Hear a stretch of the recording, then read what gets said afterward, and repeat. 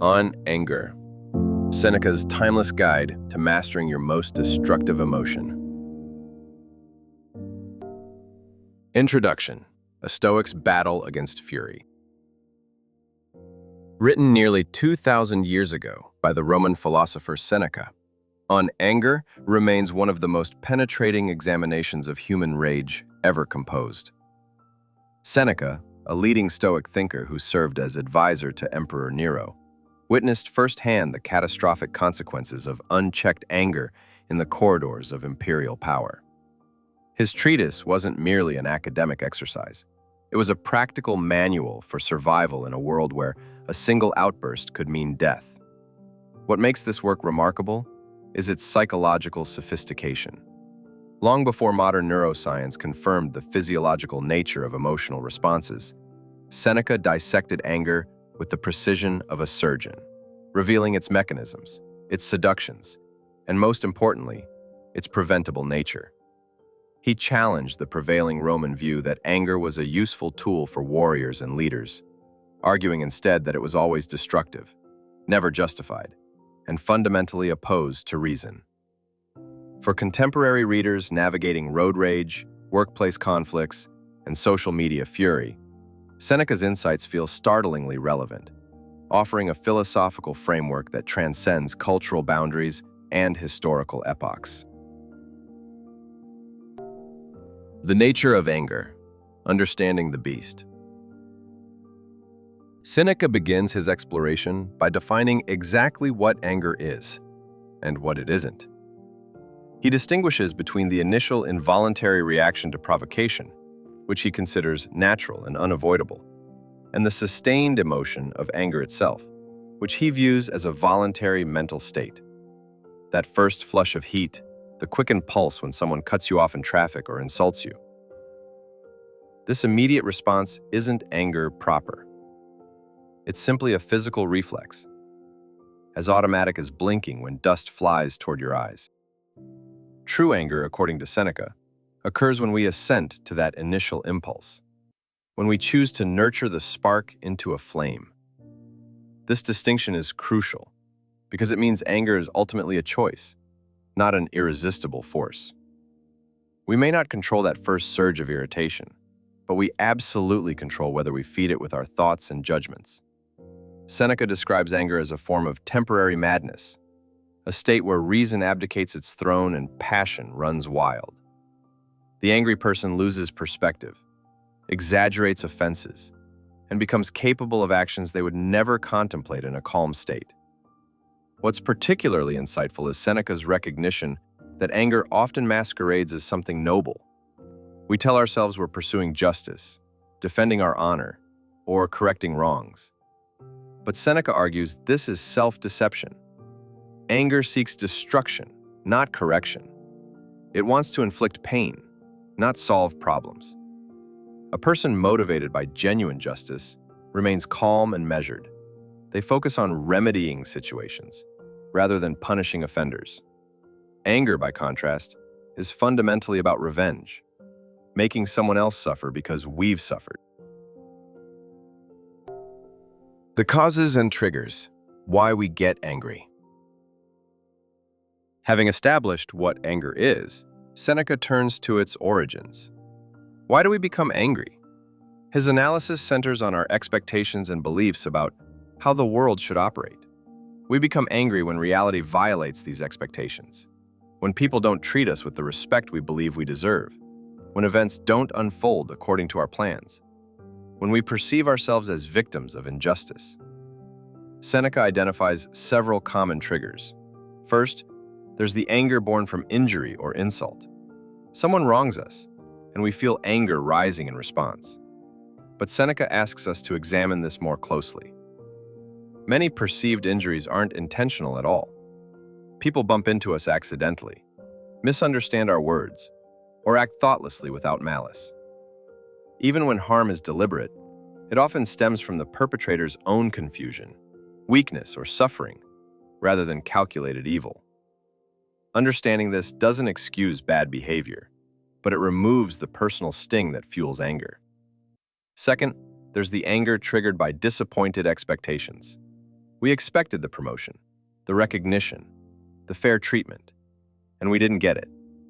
Seneca suggests this anger reveals our fundamental misunderstanding of life's nature. The universe doesn't owe us anything. Other people aren't obligated to meet our expectations. When we demand that reality conform to our preferences and then rage when it doesn't, we're essentially throwing a tantrum at existence itself. Third, Seneca discusses the anger born from perceived disrespect or humiliation. For the Romans, honor was everything, and slights to one's dignity were considered serious provocations. Yet, Seneca dismantles this entire framework. What is honor but an opinion held by others? Why should we let our inner peace depend on the thoughts in someone else's mind? The truly strong person, he argues, is unshakable, precisely because they don't require external validation to feel secure. The costs of anger: destruction within and without. Perhaps the most compelling section of Seneca's treatise catalogues the devastating consequences of anger. He doesn't moralize abstractly, but presents concrete examples from Roman history and contemporary life, showing how anger destroys everything it touches. Physically, anger ravages the body. Seneca describes the physiological transformation: the flushed face, the trembling limbs, the wild eyes, the accelerated heartbeat. The angry person appears literally possessed, their features distorted into something barely human. Modern science validates Seneca's observations. Chronic anger correlates with cardiovascular disease, weakened immune function, and shortened lifespan. Socially and politically, anger proves equally destructive. Seneca recounts numerous historical examples where rulers' anger led to tyranny. Generals' rage resulted in military disasters, and personal fury destroyed families and friendships. Anger escalates conflicts rather than resolving them. It breeds cycles of retaliation, where each party feels justified in their response to the other's provocation, creating endless chains of suffering. In positions of power, anger becomes particularly dangerous. Leaders who can't control their temper make catastrophic decisions affecting thousands or millions of lives. But Seneca reserves his most penetrating analysis for anger's internal costs. The angry person suffers most of all. They carry around a poison that consumes them from within. They ruminate endlessly on their grievances, replaying provocations, imagining revenge, nurturing resentments. This mental churning prevents peace, disturbs sleep, and colors every experience with bitterness. Anger makes us prisoners of our own minds, chained to past offenses and imagined future retributions. If you found value in this exploration of Seneca's wisdom, please consider liking this video and subscribing to the channel for more philosophical deep dives. We regularly examine other Stoic texts and classical works that offer practical guidance for modern life. If this particular analysis of anger management has resonated with you, I encourage you to purchase the full text through the link in the description below. There's no substitute for engaging directly with Seneca's powerful prose. You might also consider trying Audible, also linked below, which offers access to thousands of complete audiobooks, including multiple translations of this work. Now, let's continue exploring Seneca's remedies for this destructive emotion. Prevention: building immunity to anger. Seneca dedicates substantial attention to preventing anger before it takes hold. Prevention, he argues, is far easier than cure. Once anger has fully developed, reason becomes nearly powerless to intervene. Therefore, wisdom lies in creating mental habits and circumstances that make anger less likely to arise. First, Seneca advocates examining our beliefs and expectations. Much anger stems from unrealistic views about how life should be. We need to internalize that human beings are fallible, that mistakes happen, that not everyone shares our values or priorities. When we truly accept life's imperfect nature, we stop being surprised and outraged by ordinary human failings.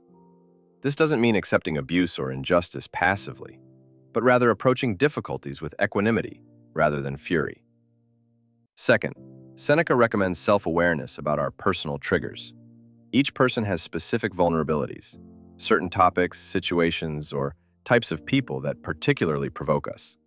By identifying these patterns, we can either avoid unnecessary exposure or prepare ourselves mentally when confrontation becomes unavoidable. It's similar to someone with allergies learning which substances to avoid and carrying appropriate remedies when avoidance isn't possible. Third, Seneca emphasizes the importance of choosing our company wisely. We absorb the emotional states of those around us. Spending time with chronically angry, bitter, or contentious people increases our own propensity toward anger.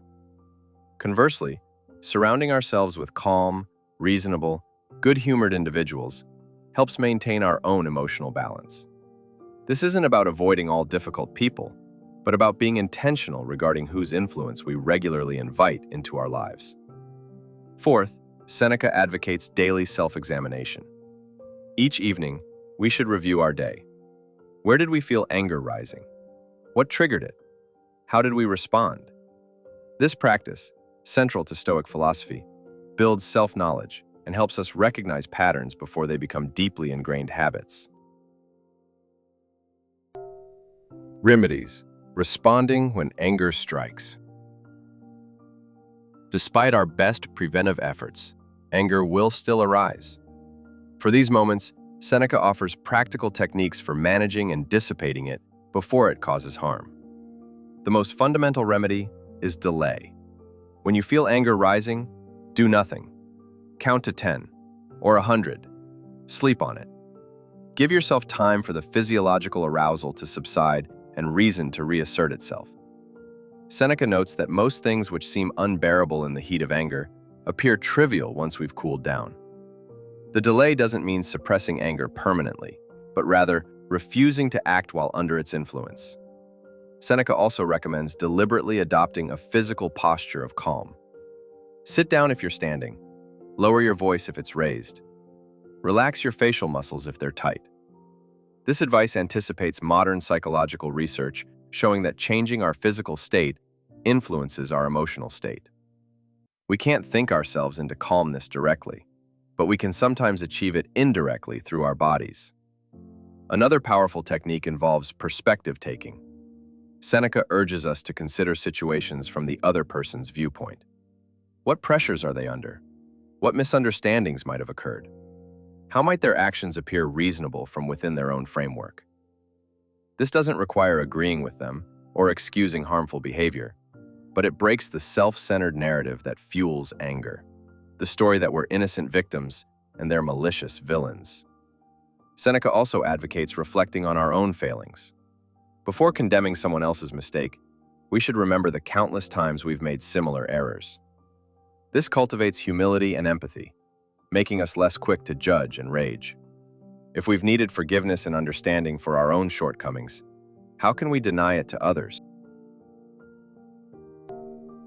The Stoic alternative: justice without rage. Having argued that anger is never justified, Seneca must answer an important objection. Without anger, how do we address genuine wrongs? Don't we need anger to motivate us to stand up for ourselves, protect the vulnerable, and fight injustice? Seneca's response is sophisticated. He distinguishes between the emotion of anger and the pursuit of justice. We can recognize that something is wrong, take appropriate action to correct it, and even impose necessary punishments, all without anger. In fact, we do these things better without anger.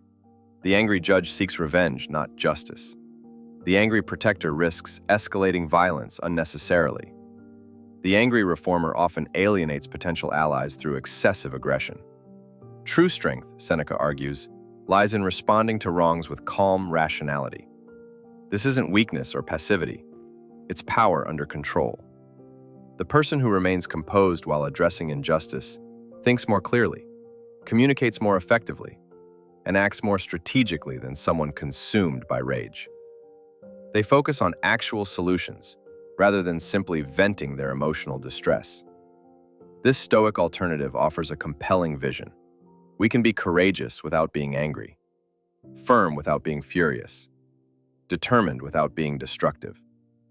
We can oppose injustice effectively while maintaining our own inner peace. This represents a fundamentally different model of strength than the one dominant in Seneca's Rome, or in many contexts today. Conclusion: ancient wisdom for modern rage. Nearly 20 centuries after Seneca composed this treatise, anger remains one of humanity's most persistent challenges. If anything, modern life seems to amplify opportunities for rage. From political polarization to social media pile-ons, to the daily frustrations of crowded cities and demanding workplaces. Yet, Seneca's analysis retains its power precisely because it addresses something fundamental about human psychology. The core insight remains revolutionary. Anger is a choice, not an inevitable response. We may not control the initial flash of irritation, but we absolutely control whether we nurture it into sustained fury. This places tremendous power and responsibility in our hands. We're not helpless victims of our emotions, but active participants in our own mental states. On Anger deserves its place among the great works of practical philosophy. It doesn't merely describe anger abstractly, but offers concrete tools for understanding and managing this destructive emotion. For modern readers struggling with road rage, workplace conflicts, political fury, or personal resentments, Seneca provides a framework that's both psychologically sophisticated and practically applicable. His Stoic perspective, that we should focus on what we can control while accepting what we cannot, that wisdom lies in aligning our expectations with reality, rather than demanding reality conform to our expectations, offers an alternative to the anger that so often poisons contemporary discourse and individual well-being. The challenge Seneca poses is clear. We can continue treating anger as natural and inevitable, or we can recognize it as the optional mental state it actually is, a destructive force we can learn to prevent, manage, and ultimately transcend. Final thoughts: applying Seneca's wisdom to modern life. In our hyper-connected age, anger finds more fertile ground than ever before. Social media algorithms amplify outrage because engagement metrics reward emotional intensity over measured reflection. Political discourse has devolved into tribal warfare, where anger signals loyalty to one's group. Traffic congestion, workplace pressure, and the constant bombardment of news about injustices worldwide create a perfect storm for chronic fury. Yet this is precisely why Seneca's framework proves so valuable today. His central insight, that anger is a choice we make after the initial provocation, offers immediate, practical application. The next time someone cuts you off in traffic, notice that millisecond between the event and your response. That space is your power. You can choose to construct a narrative of disrespect and retaliate with aggression. Or you can recognize a distracted human making a mistake and simply adjust your driving. Online, Seneca's advice about delay becomes crucial. Before firing off that angry tweet or heated email, wait. Give yourself the time Seneca recommends for physiological arousal to subside. Most messages composed in anger cause more problems than they solve. The permanent nature of digital communication makes this discipline even more essential than in Seneca's era. His emphasis on examining our expectations translates directly to contemporary frustrations. We rage at delayed flights, slow Wi-Fi, or unresponsive customer service because we've constructed elaborate expectations about how smoothly life should function. Accepting that disruption, delay, and human error are inevitable features of existence, not personal attacks, liberates us from countless daily irritations. Perhaps most importantly, Seneca challenges our cultural narrative that anger demonstrates passion, authenticity, or commitment to justice. The most effective advocates for change throughout history, from Gandhi to Martin Luther King Jr., understood what Seneca taught: that sustained transformation requires strategic clarity, not emotional combustion. We can care deeply, act decisively, and oppose injustice vigorously without surrendering our inner peace to rage. The question isn't whether we'll face provocations. We will. The question is whether we'll respond with the temporary madness Seneca warned against: or with the composed strength he advocated.